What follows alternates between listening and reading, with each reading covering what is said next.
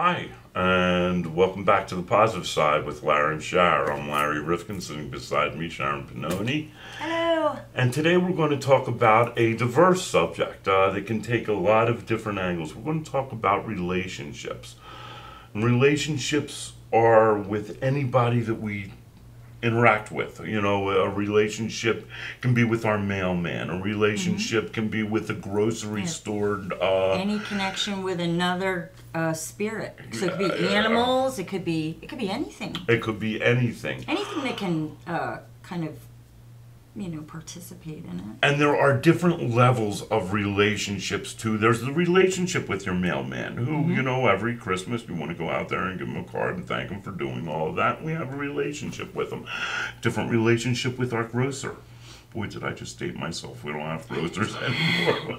But you know what? You're talking about like the meat guy, the butcher, or even the girl who checks you out at the supermarket. I see, you know, I've got 3 boys. I see them every day, you know, and I know we have a relationship. We have a different relationship with our parents. Our parents' relationship is probably what teaches us, I think, because we're at such a young age when that relationship grows and expands. But there's the ebb and flow of that. Because speaking for myself, I can tell you that, I, again, being the very interesting teenager, put my parents through a lot, and I had this rebellious part of me that was kind of always butting up. And after going through a lot of what I went through, and engaging, because my parents became part of it. Like when I went into the drug rehab, my parents actually became part of it in the sense of they came for meetings for themselves. You know what I mean? Because what I was doing was affecting the relationship of the entire family. Yes. And then my relationship with them grew, and we're friends now. They're not just my parents, I consider them friends as well. I think what I'm talking about in the building of the relationship is much sooner than that. I think when we're infants, when we're babies, you know, still in a well, look at crib mothers, or whatever. right? That can hold a baby, or vice versa. Sometimes the bonding that happens with a child. And there is, and you just brought up another relationship, relationship with our children. And that actually evolves because I find 3 teenage boys who have a ton of friends. So I have a relationship with my boys, and then I have a relationship with all their friends too. I know all their friends. I know, their parents. I know all that. But dealing with relationships, I think the first thing we have to do is, once we're comfortable with ourselves, it's like everything that we talk about. We need to be comfortable with ourselves. When we're comfortable with ourselves, it makes the dynamics of any relationship, whether it's the grocer, the candlestick maker, Now he's really dating himself. Okay, but think about this for a minute. Okay. Because you said it, when we're born as a child. So, and we learn from our parents. So think about it. Think about what you were taught a relationship is. Because when you're a child, and the relationship between the parents or the mother and the child is the baby's hungry, the baby's tired, so it gives out what it wants, and then the mother comes and gives it. So that's the beginning. That's the teaching of a relationship between the other. The foundation. Yep. And then you've got, maybe they're little girls, and they always say daddy's little girl. And there's a bond a lot of times between a daughter and a father. And then you go to, maybe you have your siblings. If you have siblings. I forgot about that. You're 100% right. So you've got a relationship there that's being built in that. And then you get to the age where they're going to send you to either kindergarten or preschool or whatever it is, and you're learning outside relationships. You're learning to share more and all of that. So, I mean, it is a constantly changing thing. Evolving. And how many people, when we get to the adults or whatever, you get into a relationship with somebody, whether it be a partnership, business-wise, whether it be a relationship between a man and a woman, or whatever it is. Whatever it is.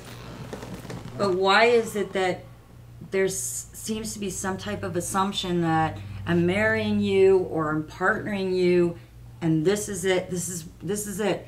But we are always evolving. So why is it that we try to, one, either change people or say, well, you didn't used to do that. That's not what you used to do. That's not who you used to be. Why do we think that we're not going to evolve anymore once we... There's different types of evolving, and I want to come back to something because of what you said, and actually it made me think about something. Relationships all come back to us, and there's it's cyclical, especially in long-term relationships. Mm-hmm. I didn't realize until now, and probably none of our community will realize, except you. You're probably the only one who will realize. I was a very sick child. I had a lot of problems. I had my asthma, my allergies, a ton of problems. And that relationship, my relationship with my parents, changed, evolved. I don't know which is the right word. Yeah, okay. Also, my relationship with my siblings, my brother and sister, because I was hospitalized a lot as a child. Right, so you affected who you were in the family, what was going on with you affected the family, not just your parents, not just you. It affects everybody in the atmosphere. And now I'm dealing with it again from the other side. As the parent. And it's affecting the family. And your family dynamics now, yours with your wife and ex-wife and everything is different from the relationship that your parents had when you were younger. So it's interesting. Yeah, it is. It's very interesting. Yeah, and I but didn't it's realize, still affecting everything. Until we sat down here just now. I'm so good. I'm excellent. That's what was written. No, I mean it's perspective. It's when you talk about things like this. It's like. Things. I'm going through things now, and I got a call from my aunt. I have a very close aunt who was actually my mother's brother's wife, and they got divorced years ago, and yet she stayed my aunt forever, and I love her to death, and she's great. And she called me because, as a lot of people know, I have a son in the hospital. Just got out of the hospital. Has been in for the better part of 4 months, and she said to me, "Now you understand what you did to your parents and to all of us." What a statement! Yeah, let me just stop you there, because you did not do anything. You were dealing with what was going on with your body, and there's a lesson in it for everybody. And the same thing is going on now, and it's not your son that's doing anything. He's just who he is right now, and everybody that's around him is learning a lesson.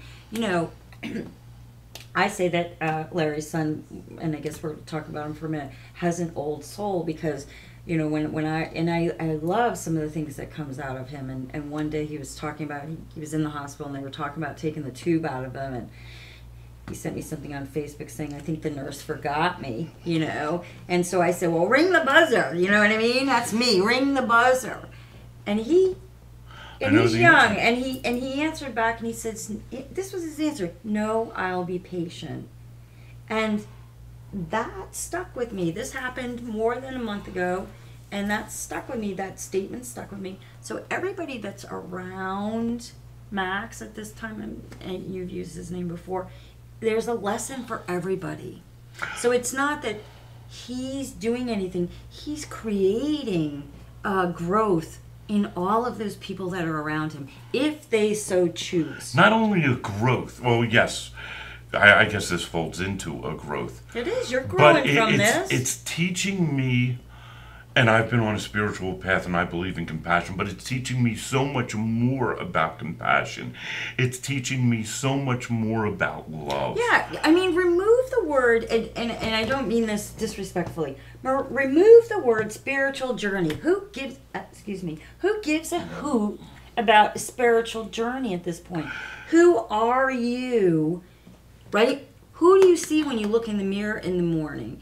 And who are you either choosing to be, choosing to look at, choosing to expand, letting go of, all of that? What is all of this bringing for you? And you can put it under the umbrella of a spiritual journey. Or just a journey, a life journey. Right, exactly. Whether you're on a spiritual journey or not, these type of things happen to all of us every day. So, again, there's a positive and a negative. So you could choose, hence the name of the show. There's dark, there's light, there's up, there's down. Hence, you can choose with what's presenting itself to you this day, who you want to be, what you want to learn, and what you want to put out into the world because of it. Absolutely. And it gets to a point with some relationships, and I'm not talking about an adult relationship now because I'm still talking about Max, that those decisions are almost, I don't even want to say day by day, they're almost hour by hour.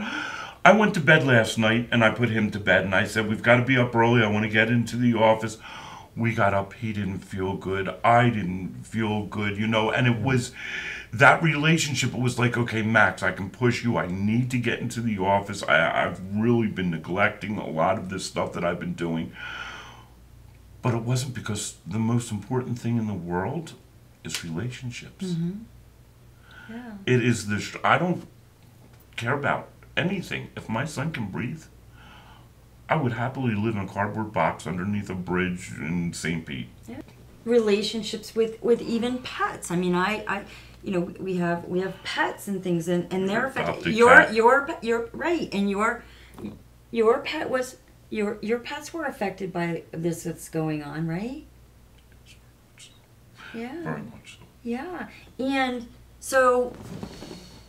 Just so everybody understands, we had to get rid of my pets. Yeah. But they've created new relationships, right? Absolutely. Because, they sent Buddy the dog to a farm where there's other dogs. 6 acres and 3 people. dogs. Yeah, so I mean, Cows. it is... My point with...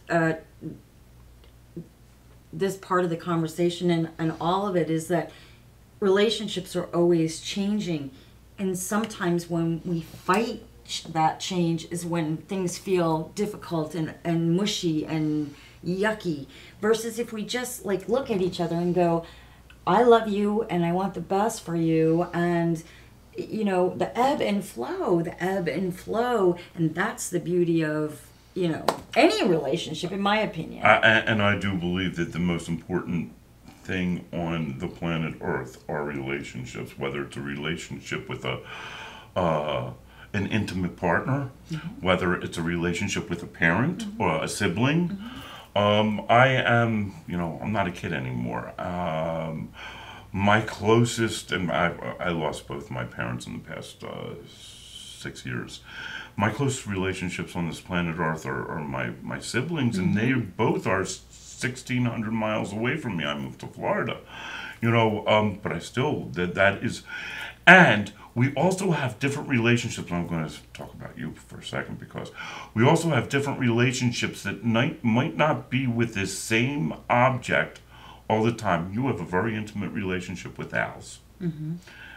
Anytime something important happens in your life, and I happen to know this because Sharon and I are together a lot, there's an owl that always appears when something significant is going on.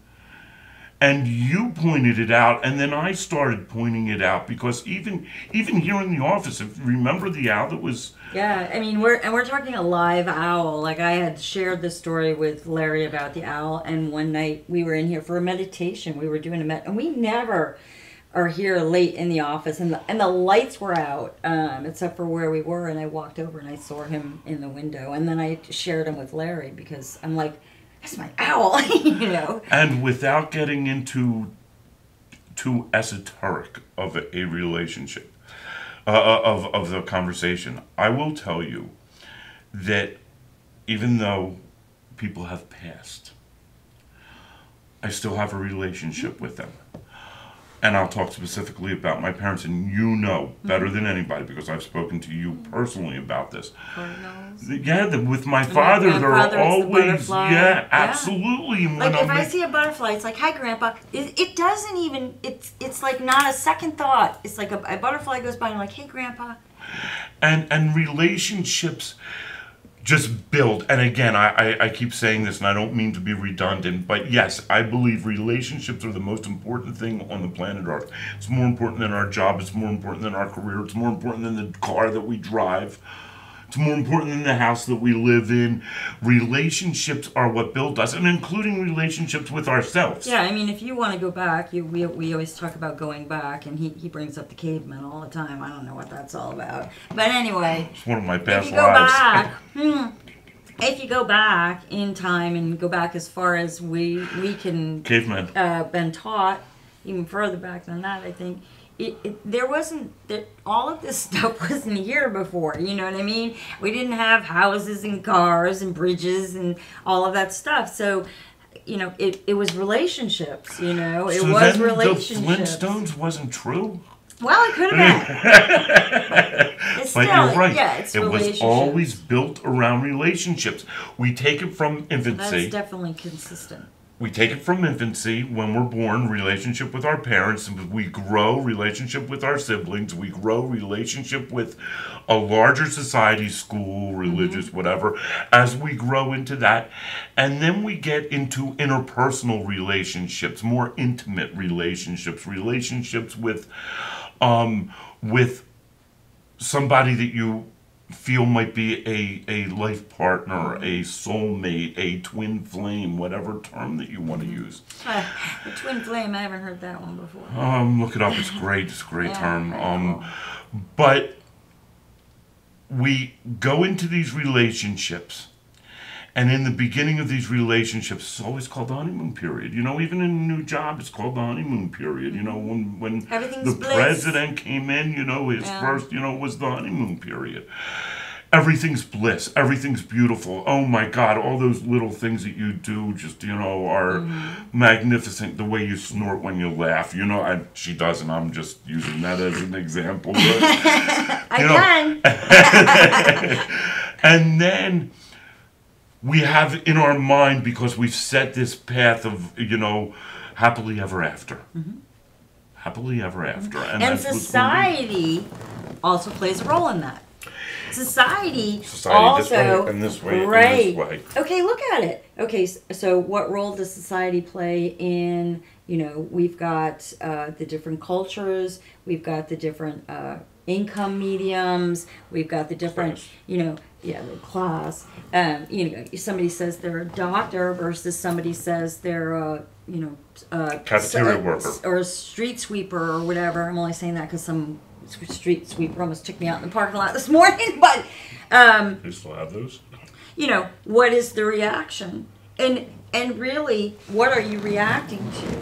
People are reacting to, well, this person went to school for a long time. Well, this person must have a great intelligence. Well, this person must make a certain amount of money when we're at a doctor. And they're setting the same thing for the street sweeper or the deli person. And, you know, we create the relationships, and society helps us to create the relationship.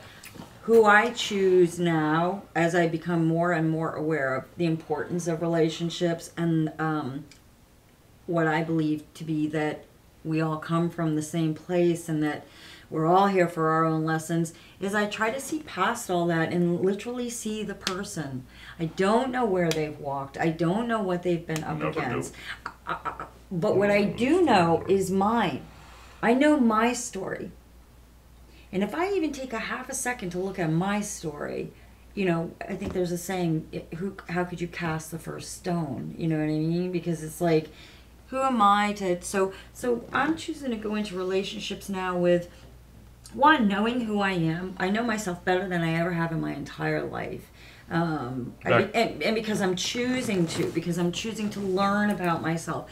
What really makes me happy? What makes me unhappy? What can I change about myself? What am I not willing to change about myself? What environments do I like to be in? What don't, you know what I mean? All of that I'm learning and I'm owning who I am. Is there a possibility that those things will change over time? They may.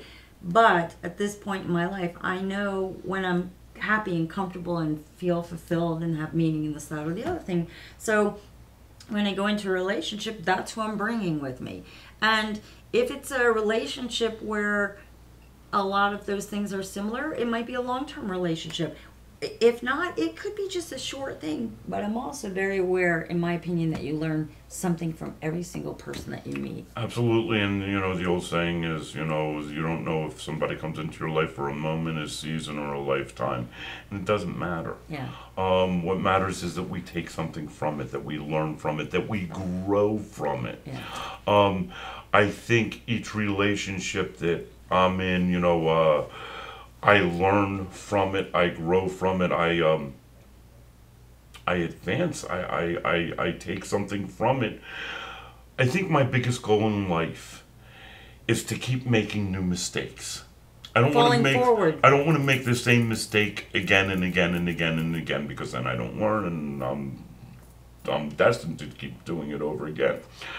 And I do, and I go into relationships, whether it's a personal relationship or an intimate personal relationship, knowing who I am, knowing what I want, what I am looking for, what is going to enhance me in, excuse me, in this path that I'm on, that's going to make me a better person, Right. A stronger person, more of that, whether it's on a business relationship, more than, and I've been blessed.